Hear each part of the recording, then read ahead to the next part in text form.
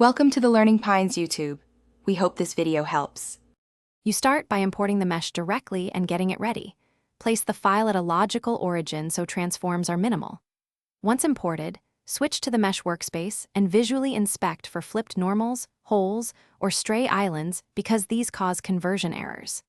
Make sure to reduce the triangle count if the model exceeds about 10,000 facets.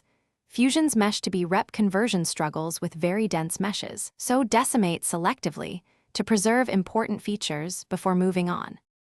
Once the mesh is optimized, right-click the mesh body and choose Mesh to be rep.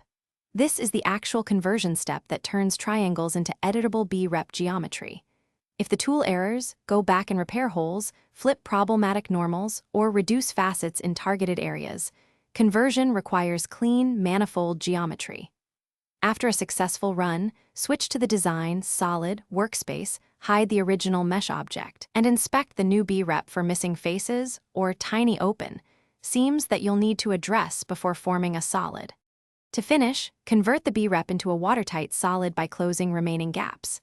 Use stitch to sew faces, patch to fill small holes, or boundary fill to generate a solid region. Once closed, perform a combine or create solid feature to ensure the body behaves as a single solid. If Fusion still complains about non-manifold edges or fails operations, reduce complexity further or export a cleaned mesh to an external mesh editor. Then re-import and repeat the mesh to be rep conversion.